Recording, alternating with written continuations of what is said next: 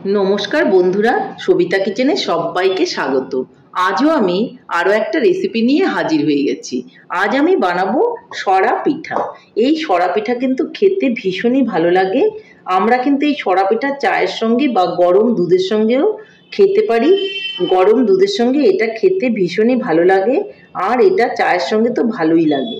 যখন ইচ্ছে করবে ঝটপট করে, চালের গুঁড়ো নাও থাকলে একটু চাল ভিজিয়ে রেখে আপনি অন্য একটা কাজ করতে করতেই কিন্তু আপনার এই চালটা ভিজে যাবে, আর ঝটপট করে আপনি মিক্সিতে পেস্ট করে এই সরা পিঠাটা বানাতে পারেন। আর চায়ের সঙ্গে চা হতে হতেই সরা পিঠাটা আপনার রেডি হয়ে যাবে। এদিকে আপনি চায়ে পাতা দিয়ে ঢেকে রাখবেন আর সরা পিঠাটা ভেজে নেবেন। গরম গরম চায়ের সঙ্গে দেখবেন ভীষণই ভালো লাগে। এছাড়াও আপনারা গরম দুধে ভিজিয়েও এই সরা পিঠাটা খেতে পারেন। বাচ্চা থেকে বড় সবাই কিন্তু এটা পছন্দ করে। তাহলে আমি এই সরা পিঠাটা কি করে বানালাম সেটাই দেখে নেওয়া যাক। সরা পিঠা বানানোর জন্য আমি গোবিন্দভোগ চাল ভিজিয়ে রেখেছিলাম। দেখুন, এটাকে আমি খুব ভালো করে এখন ধুয়ে নেব। খুব ভালো করে আমি চালটা দেখুন ধুয়ে নিয়েছি। এখন আমি নিয়ে নেব একটা মিক্সিং বোল, আর এই বোলের মধ্যে চালটাকে দিয়ে দেব।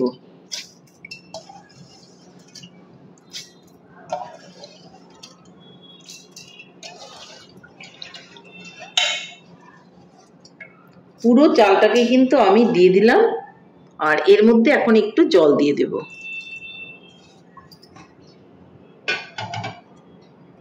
আর দিয়ে দিব স্বাদ মতো নুন। সরা পিঠাতে একটু নুন দিলে খেতে কিন্তু ভীষণ ভালো লাগে। নুন ছাড়া সরা পিঠা কখনোই ভালো লাগে না। এখন আমি ঢাকনাটা দিয়ে খুব ভালো করে একটা পেস্ট বানিয়ে নেব। চালটা মিহি পেস্ট করা আমার হয়ে গেছে। দেখুন কত সুন্দর হয়েছে। আরো একটুখানি পাতলা করতে হবে।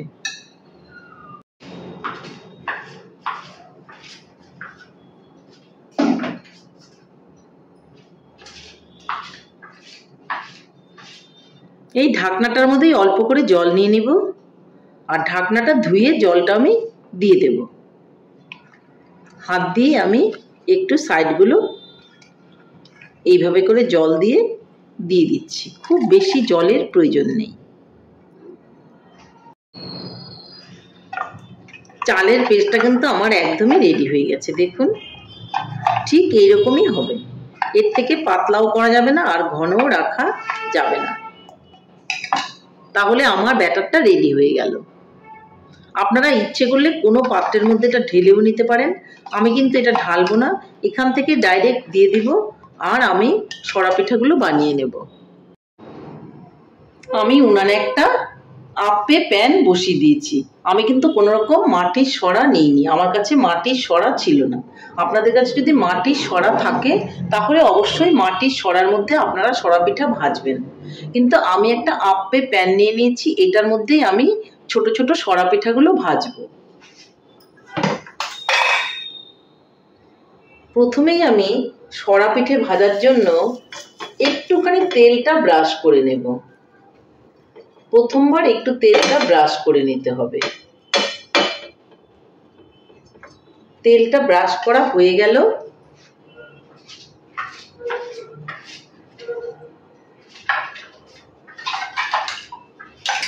আঁচটা কিন্তু অবশ্যই মিডিয়ামে রাখতে হবে। আর আমি এখন পিঠেগুলো বানিয়ে নেব। দেখুন এইভাবে সরার মধ্যে অল্প অল্প করে দিয়ে দেব।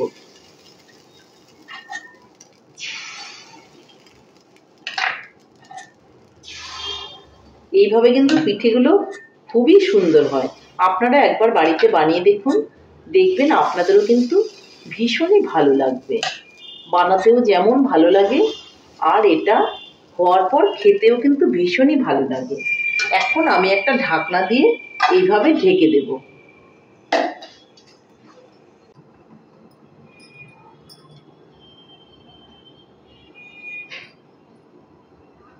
ঢাকনাটা তুলে দেখে নেব। দেখুন পিঠেগুলো কিন্তু আমার হয়ে গেছে। পিঠেগুলোকে আমি এখন তুলে নেব। এইভাবে একটা আমি কাটারি নিয়ে নেব বা চাকু নিয়ে নেব, আর এইভাবে কিন্তু পিঠেগুলোকে আমি তুলে দেব। দেখুন কি সুন্দর উঠে যাচ্ছে। খুব দারুণভাবে কিন্তু পিঠেগুলোকে উঠিয়ে ফেলতে পারছি আমি।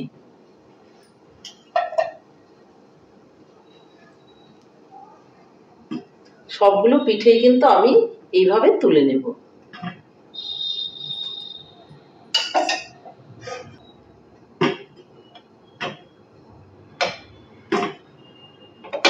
খুব গরম, তবু আমি হাত দিয়েই তুলে নিচ্ছি।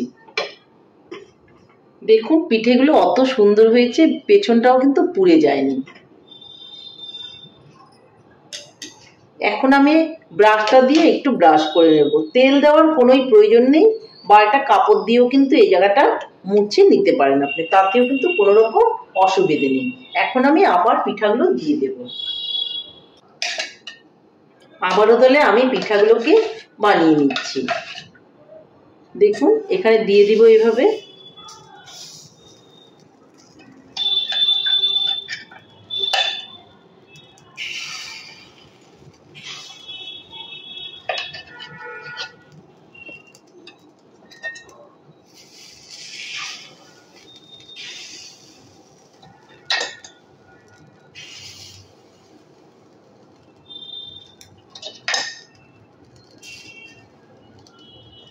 এখন আবারও আমি ঢাকনাটা দিয়ে দেব, আর এইভাবেই আমি সবগুলো পিঠাই বানিয়ে নেব। তাহলে সরা পিঠা আমার ফাইনালি রেডি হয়ে গেছে। দেখুন প্রত্যেকটা পিঠাই কিন্তু খুব সুন্দর হয়েছে, আর পেছনটাও কিন্তু একটু পুড়েনি। তাহলে বন্ধুরা আমার রেসিপিটা কেমন লেগেছে? আমার রেসিপিটা যদি আপনাদের ভালো লাগে তাহলে লাইক, শেয়ার, কমেন্ট করতে ভুলবেন না।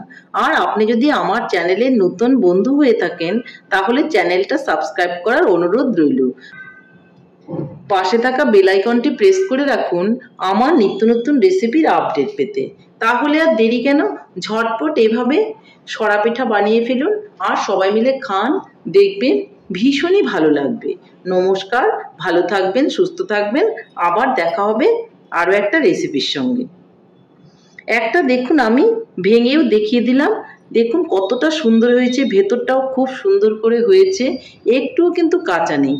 তাহলে আর আপনারা দেরি না করে আপনারাও এইভাবে সাদা পিঠাগুলো বা সরা পিঠাগুলো বানান, আর গরম গরম চায়ের সঙ্গে বা গরম দুধে ভিজিয়ে খান, দেখবেন ভীষণই ভালো লাগবে।